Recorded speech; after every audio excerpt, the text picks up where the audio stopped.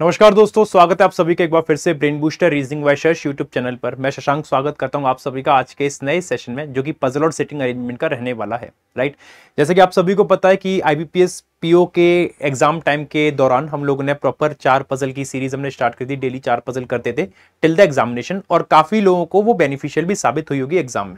उसी तरीके से आपका जो एग्जामिनेशन है एसबीआई क्लर्क और आईबीपीएस क्लर्क, उसी को टारगेट करते हुए हम लोग इस सीरीज को लेके चल रहे हैं, जो आपको प्रॉपर क्लर्क लेवल की पजल्स रहेंगी जो एग्जाम में ओरिएंटेड रहती है, एग्जाम में आती है। तो आइए शुरू करेंगे आज के इस दिन को, जो कि आपका आईबीपीएस और एसबीआई क्लर्क को टारगेट करते हुए पजल सेटिंग का। और 4 पजल के साथ आज हमारी इस सीरीज में 8 पजल भी पूरी कंप्लीट हो जाएंगी। राइट, सेशन को शुरू करने से पहले आप सभी लोगों से मैं चाहूंगा सेशन को एक बार लाइक कर देना, शेयर कर देना अपने नेटवर्क में जहां भी आप कर सकते हो, टेलीग्राम, व्हाट्सएप वगैरह पे। और अगर चैनल पे नए हो तो चैनल को आप लोग सब्सक्राइब भी कर लीजिएगा। ये 2-3 काम आप लोग कर लीजिएगा। और ये टेलीग्राम चैनल है, इसको आप ज्वाइन कर सकते हैं। इसकी लिंक हमने कमेंट बॉक्स में दे रखी है और डिस्क्रिप्शन में भी है। ठीक है, उसके बाद मैं आगे थोड़ी सी बात करता हूं कि मेरी लाइव क्लासेस होती है वो कहां पे होती है। यहां पे आपको रिकॉर्डेड मिलती है। जो मेरी लाइव क्लासेस होती हैं वो आपको text book banking YouTube channel पर मिल जाएगी। कहां पे मिल जाएगी? Text book banking YouTube channel पर, text book banking YouTube channel पर। तो यहां पे मेरी लाइव क्लासेस होती हैं, जो आपको आईबीपीएस क्लर्क और एसबीआई क्लर्क का डेली शाम को 6 बजे पे हम लोग मॉक करते हैं। डेली इवनिंग 6 PM हम यहां पे एक मॉक लगाते हैं आईबीपीएस और एसबीआई क्लर्क का, फुल 35 क्वेश्चंस का। और सिमिलरली अगर आप एलआईसी की प्रिपरेशन कर रहे हो, एलआईसी डब्ल्यूओ एग्जाम को टारगेट कर रहे हो, तो मॉर्निंग 11 AM मेरी यहां पे भी क्लास होती है, same text book banking channel पर, अगर आप एलआईसी डब्ल्यूओ की प्रिपरेशन कर रहे हो तो। ठीक है, और अगर आप में से किसी को भी इंश्योरेंस अवेयरनेस की तैयारी करनी है और इंश्योरेंस अवेयरनेस पढ़ना है एकदम बेसिक से, और कहीं पे मतलब कुछ दिक्कत आती है, तो आप प्रिया मैम की क्लास डेली 3 PM पे ज्वाइन कर सकते हो, जहां पे मैम टॉपिक वाइज आपको इंश्योरेंस अवेयरनेस की प्रिपरेशन करा रही है, same text book banking channel पर। ठीक है, आगे मूव करते हैं थोड़ा सा। अगर आप में से कोई भी व्यक्ति बैंकिंग की तैयारी कर रहा है या इंश्योरेंस एग्जाम की तैयारी कर रहा है और उसको एक कंप्लीट पैकेज चाहिए, तो टेक्स्ट बुक लेके आया आप सभी लोगों के लिए सुपर पास लाइव। इस सुपर पास लाइव से आप कोई भी बैंकिंग का एग्जाम टारगेट कर सकते हो, कोई भी इंश्योरेंस का कर सकते हो, मात्र 329 रुपए में, वो भी 3 महीने के सब्सक्रिप्शन के साथ। 329 रुपए में 3 महीने का सब्सक्रिप्शन मिलेगा, जिसमें आपको बैंकिंग के सारे एग्जाम मिलेंगे, कवर कराए जाएंगे, लाइव प्लस रिकॉर्डेड बैचेस मिलेंगे, प्री प्लस मेंस के मिलेंगे, अपकमिंग बैचेस मिलेंगे उस 3 महीने के सब्सक्रिप्शन के अंदर। आप अगर 12 महीने का लेते हो तो 12 महीने तक आपके जितने भी लाइव, रिकॉर्डेड, अपकमिंग बैचेस आएंगे सब मिलेगा। और सेम आपका 18 महीने का रहेगा, डिपेंड करता है आप कौन सा सब्सक्रिप्शन लेना चाहते हो। ठीक है, इसमें आपको बैंकिंग के साथ साथ इंश्योरेंस के भी बैचेस सारे के सारे मिलेंगे, और mock test series pass pro max free of cost इसमें इंक्लूडेड रहेगी। इतना ही नहीं, आपके और जितने एग्जाम होते हैं एसएससी, रेलवे वगैरह, सब कुछ आपको इस टेक्स्ट बुक सुपर पास लाइव में मिलेगा। एक परचेज में मल्टीपल एग्जाम्स की आप प्रिपरेशन कर सकते हो। कैसे परचेज करना है इसकी लिंक मैंने डिस्क्रिप्शन बॉक्स और कमेंट बॉक्स में पिन कर रखी है, सुपर पास लाइव की। आप उस पर क्लिक करिएगा, आपके सामने पेमेंट विंडो आएगी। आप अगर ये कोड यूज करते हो शश, तो आपको परचेज में मैक्सिमम बेनिफिट डिस्काउंट मिल जाएगा। कोड ये है शश, SHASH। अगर आप इसको यूज करते हो तो आपको मैक्सिमम बेनिफिट और डिस्काउंट मिल जाएगा। ठीक है, अब आगे बात करते हैं आज के सेशन पे। आज के सेशन में हम लोग ने जो करना है, वो करेंगे मंथ और डेट पजल, जो कि क्लर्क प्लस लेवल की रहेगी। बॉक्स प्लस वेरिएबल पजल, जो कि पीओ लेवल का रहेगा थोड़ा सा, है ना। तो एक पजल मैंने हमेशा एक टफ रखता हूं, एक हार्ड लेवल पे रखता हूं। अगर एग्जाम में इफ एंड बट कुछ हुआ, हार्ड आई, तो हम लोग को प्रिपेयर पहले से ही रहना पड़ेगा। एक हमने रखी है सीक्वेंस पजल, जो कि क्लर्क प्लस लेवल की है, और एक सर्कुलर अरेंजमेंट जो कि बाई डायरेक्शनल है, क्लर्क प्लस लेवल की। तो चारों पजल आपको क्लर्क लेवल की फील देंगी और थोड़ा सा क्लर्क से ऊपर का भी फील देंगी, जो थोड़ा बहुत पीओ का रहता है। ठीक है, चलिए शुरू करते हैं आज के सेशन को बिना देरी किए। पहली पजल आप लोग के सामने, मैं चाहूंगा कि आप सभी लोग इसमें अपना टाइम इन्वेस्ट करें, बना के देखें किस तरीके से बनेगा। ठीक है, चलिए जी। क्वेश्चन बोलता है 8 people attend wedding in 4 different month. अलग अलग 4 महीने में वेडिंग अटेंड कर रहे हैं, अगस्त, सितंबर, अक्टूबर और नवंबर में, और 2 तारीखें 4 और 13। तो 8 कॉलम बनेंगे 4 13 के। 4 और 13 के 8 कॉलम बनेंगे, मतलब 4 13 का पहला कॉलम, 4 और 13 का दूसरा कॉलम, 4 और 13 का तीसरा कॉलम, और 4 और 13 का चौथा कॉलम, इस तरीके से। और मंथ आपके पास पास है, अगस्त, सितंबर, अक्टूबर, नवंबर। अगस्त, सितंबर, अक्टूबर, नवंबर के मंथ हैं, तो अगस्त, सितंबर, अक्टूबर और नवंबर, इस तरीके से मंथ दे रखे हैं। और इन्हीं मंथ में आप लोग को इन पर्सन को फिक्स करना है। अब इसमें सबसे बड़ी बात यह आती है कि आप ना सबसे पहले मंथ के वो लिख लो, नंबर ऑफ डेज कितने हैं। अगस्त में 31 होते हैं, सितंबर में 30 होते हैं, अक्टूबर में 31 और नवंबर में कितने होते हैं? 30 होते हैं। ठीक है, अब मल्टीपल केसेस में फिक्स करते हैं, 2 पर्सन अटेंड करते हैं वेडिंग जेड और वाई के बीच में, जेड और वाई के बीच में 2 आएंगे, और वाई इवन नंबर डेट पे करता है of the month having less than 31 days. Y 30 दिन वाले महीने में करेगा पहली बात तो, है ना, और वाई जो करेगा इवन नंबर डेट पे करेगा 30 दिन वाले में। तो इवन डेट 30 दिन वाले ये गया, और इवन डेट 30 दिन वाले में वाई यहां पे आ गया इस तरीके से। और 2 लोग अटेंड करते हैं जेड और वाई के बीच में, तो 2 लोग जेड और वाई के बीच में ऐसे कर जाएंगे दोनों ही केसेस में, केस 1 और केस नंबर 2। ये दोनों ही पॉइंट हमने फिक्स कर लिए इस तरीके से। आगे बोलता है 1 person attend the wedding between Z and the one who attend the wedding immediate after x. Z और उसके बीच में एक व्यक्ति अटेंड करता है जो एक्स के इमीडिएट बाद है। तो देखो जेड और एक्स के इमीडिएट बाद दिए गया, तो जेड और इसके बीच में एक आ जाएगा, जेड और एक्स के इमीडिएट बाद कहां पे बनाऊं, जैसे एक्स के इमीडिएट बाद ये कर लिया मैंने, तो इसके और जेड के बीच में एक तो नहीं आया, तो वाई के इमीडिएट बाद वाले में आ रहा है, तो वाई के इमीडिएट बाद वाला ये और जेड के बीच में एक आएगा, पॉसिबल नहीं है, तो एक्स आएगा यहां पे, एक्स का इमीडिएट बाद ये गया, तो जेड और जो एक्स के इमीडिएट बाद आ रहा है उनके बीच में एक पर्सन आ गया। सिमिलरली अगर आप एक्स को यहां रखते हो तो एक्स का इमीडिएट बाद ये गया, तो जेड और जो एक्स के इमीडिएट बाद आ रहा है उनके बीच में एक पर्सन अटेंड कर रहा है खुद जेड। और एक ऐसा भी हो सकता था, केस नंबर 1 का 1A रूप ऐसे बन सकता था कि जेड ये गया, एक्स यहां रख दूं, एक्स का इमीडिएट बाद ये, तो इसके और जेड के बीच में एक आ रहा है, और वाई तो अपना कंफर्म था यहां पे। तो ये 3 पॉसिबल केसेस मेरे पास बन के आए हैं, ठीक है। फिर बोलता है U wedding immediate after T करता है, यू टी के जस्ट बाद करता है attend, U attend the wedding immediate after T attends, और V before W but after S, V W के पहले करता है बट आफ्टर एस, है ना, V attend the wedding before W but after S attend the wedding, और S neither attend the wedding after U, S U के बाद नहीं करता है तो एस यू के पहले करता है, एस यू के पहले आएगा, S neither attend the wedding after U attend the wedding nor attend the wedding as the first person, और एस फर्स्ट पर्सन के रूप में करता भी नहीं है। अब आप एक बात समझिएगा कि एस के बाद आएगा यू, एस के बाद आएगा यू, तो एस के बाद अगर यू आएगा तो एस अपना यहां नहीं आ सकता, यहां नहीं आ सकता, और आपने टी और यू ऐसे रख नहीं सकते, टी और यू ऐसे रख नहीं सकते क्योंकि यू से पहले एस आएगा, तो टी और यू ऐसे आएगा और एस आएगा यहां पे, लेकिन एस फर्स्ट पर्सन हो नहीं सकता, तो ये केस हो गया गलत, ठीक है, ठीक है। S neither attend the wedding after U, S U के बाद नहीं करता पहले करेगा, nor attend the wedding as first person, तो ये तो गलत हो गया। अब यहां पे देख लीजिए कि टी के जस्ट बाद यू करना है, तो टी के जस्ट बाद आप यू यहां कर सकते हो, और एस फर्स्ट पर्सन है तो एस आएगा यहां, और एस के बाद वी और डब्ल्यू आने, तो वी और डब्ल्यू के लिए जगह बची नहीं है, तो ये केस भी हो गया गलत, ठीक है। अब क्या कर सकते हैं कि टी के जस्ट बाद यू आएगा, तो टी और यू ऐसे तो रख नहीं सकता, फिर एस नहीं आ पाएगा, तो टी और यू, और एस के बाद वी और डब्ल्यू आने, तो एस वी और डब्ल्यू, तो आपका ये जो केस बनेगा थर्ड वाला सही बनेगा। उम्मीद करता हूं आपने भी ऐसा ही बनाया होगा, ठीक है जी। मूव करते हैं इसके क्वेश्चंस पे, देखते हैं क्या बनेंगे। S attend the wedding on which date and which month, तो एस जो वेडिंग अटेंड कर रहा है 13 अगस्त को कर रहा है, 13 अगस्त का मतलब हो गया कि आपका ऑप्शन नंबर ई सही बनेगा। कितने लोग अटेंड करते हैं वी और डब्ल्यू के बीच में वेडिंग को, वी और डब्ल्यू में कितने लोग अटेंड कर रहे हैं, तो वी और डब्ल्यू में देखोगे 1 2 3 4, 4 लोग आ रहे हैं, 4 का मतलब हो गया ऑप्शन नंबर ई, जो कि मोर देन 3 से बन के आएगा, ठीक है। आगे मूव करेंगे अगली पजल पे, जो कि आपकी वेरिएबल के बेसिस पे है, जिसमें आपको 2 चीज दे रखी है, बॉक्स और वेरिएबल। तो मैं चाहूंगा कि आप सभी लोग इसका एक बार स्क्रीनशॉट लें, मेरे साथ साथ इसको सॉल्व करके देखें इसका सॉल्यूशन क्या बन के आ सकता है, ठीक है जी। चलिए देखते हैं इसका अरेंजमेंट क्या बन के आएगा।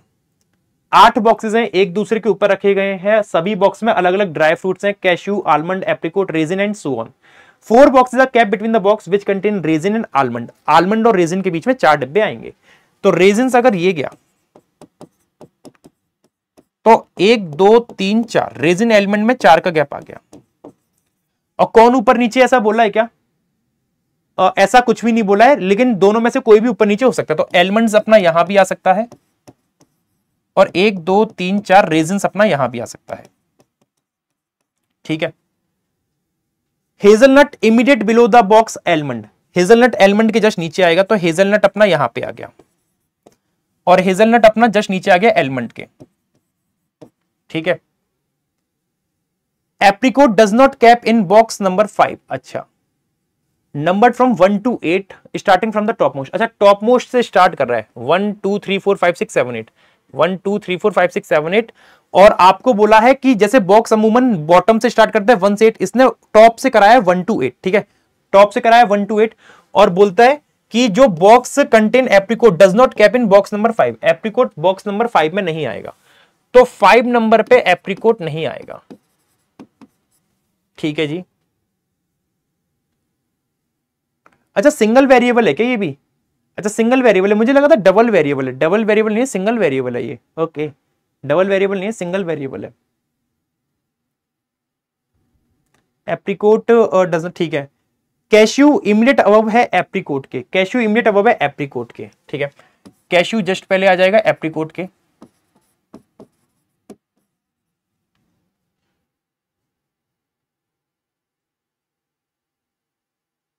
एंड इमीडिएट बिलो आएगा फिग्स के, और कैश्यू इमीडिएट बिलो आएगा फिग्स के। तो फिग्स, कैश्यू, एप्रिकोट, ये तीनों एक साथ बन के आएंगे, तीनों एक साथ आने चाहिए। कैसे बनेंगे पता नहीं। यहां पे देखिए 8 में से 1 2 3 4 5 6 7, 8वां या तो यहां आएगा या 8वां नीचे आएगा। और यहां पे 2 3 5 और 6 हुए हैं, तो 2 डिब्बे बाकी हैं, पता नहीं कहां पे आएंगे वो, ठीक है। पिस्टैचियो बिलो रखा है वॉलनट के, वॉलनट के नीचे कौन सा आएगा? पिस्टैचियो। वॉलनट के नीचे आएगा पिस्ता वाला डिब्बा,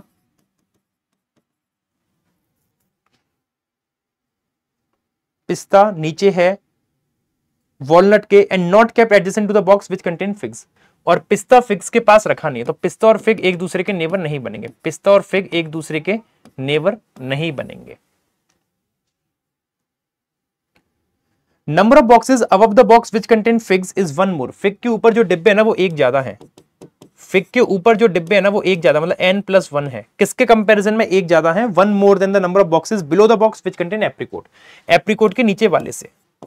तो एप्रिकोट के नीचे कितने आएंगे? n डिब्बे आएंगे। अब इसमें ना कुछ मल्टीपल पॉसिबिलिटीज हमें बनानी पड़ेगी, मल्टीपल पॉसिबिलिटीज हमें बनानी पड़ेगी। अगर आप इसमें देखते हो कि यहां पे जो 2 डिब्बे हैं, जैसे 1 2 3 4 5 6, 6 तो हो गए, 2 डिब्बे या तो इधर आएंगे या 2 डिब्बे इधर आएंगे। तो जो तीनों एक साथ आने हैं ना, ये तीनों एक साथ यहीं पे आ सकते हैं बीच में। तो फिग, कैश्यू, एप्रिकोट यहीं पे आएगा, फिग अपना यहीं पे आएगा, कैश्यू अपना यहीं पे आएगा, और एप्रिकोट अपना यहीं पे आएगा। ये तीनों तो ऐसे ही बन के आएंगे, ठीक है। अब एप्रिकोट के नीचे जितने हैं ना उससे एक ज्यादा है फिग के ऊपर। देखो फिग के ऊपर 2 तो आ ही रहे, एप्रिकोट के नीचे 1 आ रहा है। अब एप्रिकोट के नीचे अगर मैंने 2 कर दिए, सपोज दैट 2 कर दिए, 1 और 1 2 कर दिए, तो फिग के ऊपर 3 होने चाहिए, तो 1 2 3 ऐसे हो जाएंगे, और आपके प्रॉपर 8 डिब्बे फिक्स हो गए। देखो 1 2 3 4 5 6 7 8 हो गए। वॉलनट के नीचे पिस्ता आएगा, तो वॉलनट अगर मैंने यहां रख दिया तो पिस्ता वाला यहां पे बन जाएगा, ठीक है।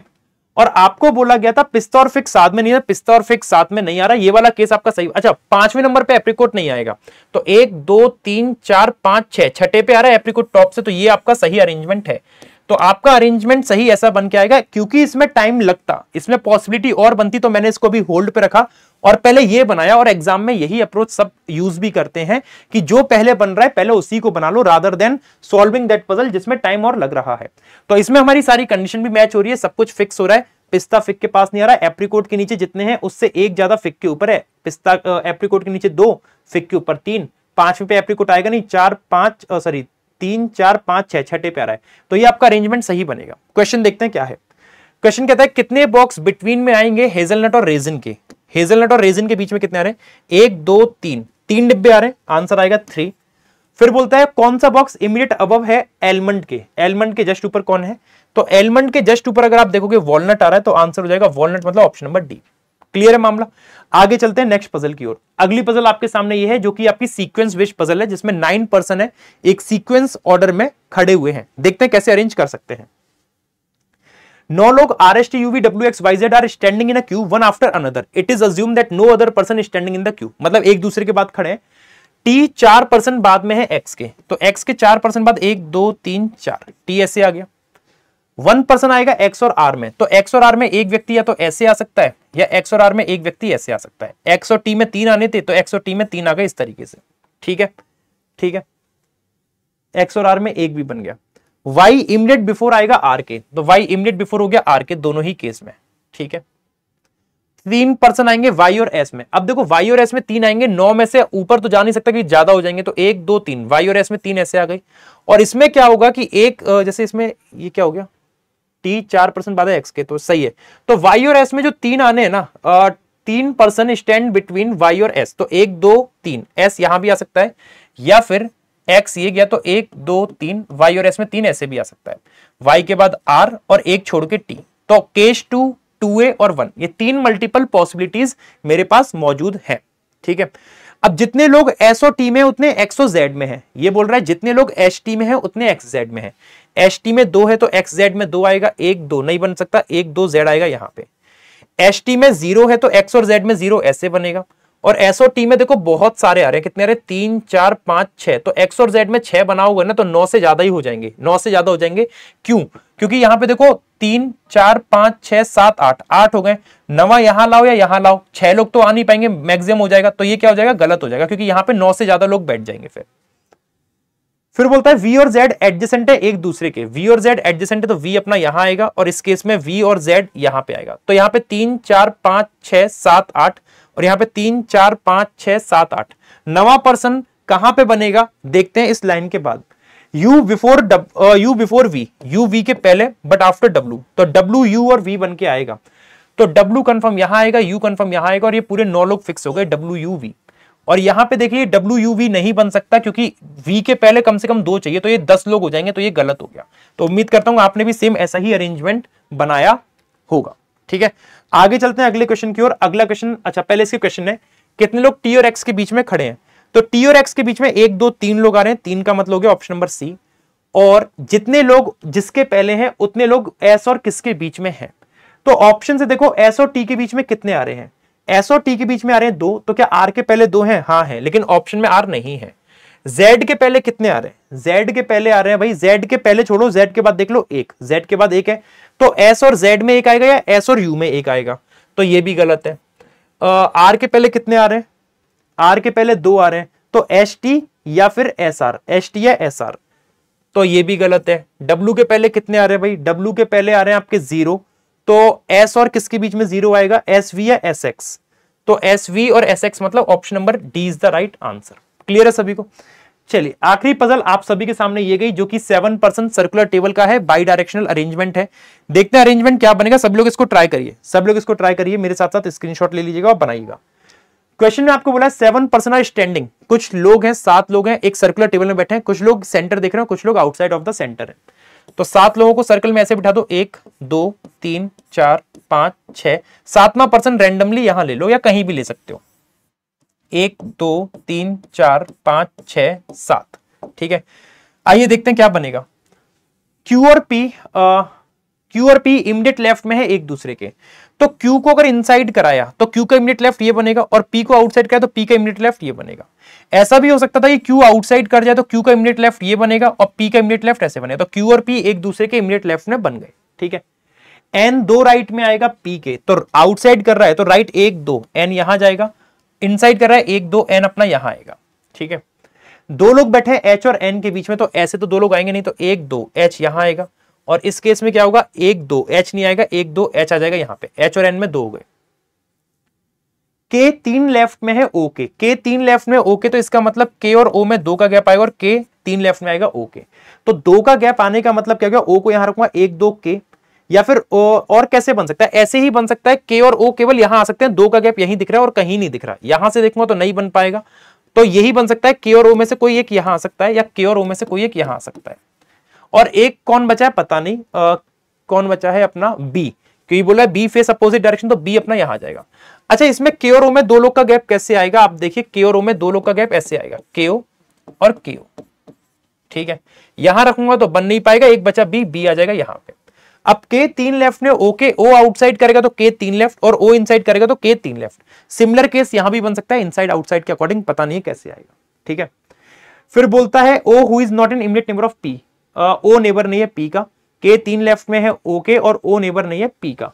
अगर O P का नेबर नहीं है तो यहां रहेगा K और यहां रहेगा O, और O P का अगर नेबर नहीं है तो यहां रहेगा K और यहां रहेगा O, इस तरीके से। और K 3 लेफ्ट में OK, तो O करेगा आउटसाइड और K 3 लेफ्ट आ गया OK, और O करेगा इनसाइड तो O के 3 लेफ्ट में चला गया K। ठीक है, immediate neighbour of O face opposite to O, O के इमीडिएट नेबर अपोजिट कर रहे हैं O से, तो O से अपोजिट कर रहे हैं तो ये दोनों कहां करेंगे, outside. Immediate neighbour of O, O के नेबर O के अपोजिट मतलब ये इनसाइड, और ये भी कहां करेगा, इनसाइड। ठीक है, B अपोजिट करेगा K से, तो B अगर K से अपोजिट है तो B इनसाइड है तो K आउटसाइड करेगा, और B आउटसाइड है तो K इनसाइड करेगा, इस तरीके से।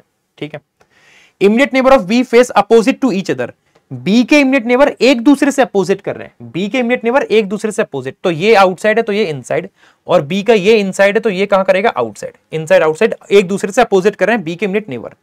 Not more than 3% face toward the centre, 3 से ज्यादा लोग सेंटर फेस नहीं कर रहे, तो 3 लोग तो कर सकते हैं ना, तो 1 2 3 4 ये गलत हो गया क्योंकि 3 से ज्यादा कर रहे हैं, यहां पे 1 2 3 कर रहे हैं तो ये वाला हो गया सही। उम्मीद करता हूं आप लोगों ने भी केस नंबर 2 जैसा ही बनाया होगा, ठीक है। तो आप लोग को इन 2 क्वेश्चन के आंसर होमवर्क में कमेंट करके बताना कि इन दोनों क्वेश्चन के आंसर क्या बन के आएंगे, जो आप मुझे कमेंट करके बताइएगा। और साथ ही साथ अगर सेशन अच्छा लगा तो सेशन को लाइक कर देना, शेयर कर देना, चैनल पे नहीं हो तो चैनल को सब्सक्राइब कर लेना। और कोई भी बैचेस परचेज करना है या कुछ भी परचेज करना है टेक्स्ट बुक पे, इससे अच्छा ऑफर नहीं मिलेगा। 329 में 3 महीने का सब्सक्रिप्शन, चाहे आप IBPS pre plus mains prepare करो, सब बैच उसमें चल रहे हैं जिसमें रीजनिंग मैं ही पढ़ा रहा हूँ। SBI चल रहा है, PO मेंस का बैच चल रहा है जिसमें मैं ही पढ़ा रहा हूँ, 2 मेंस के बैच चल रहे हैं 3:30 से 5 बजे, और एक चल रहा है शाम को 7:15 से 8:15 बजे। तो आपके ऊपर डिपेंड है आप कौन सा बैच परचेस करते हो और कितनी बेहतरीन प्रिपरेशन करते हो। Thank you everyone, thank you so much. मिलते हैं अगले सेशन में, इसी तरीके से बने रहिए और लाइक कर देना वीडियो को। Thank you.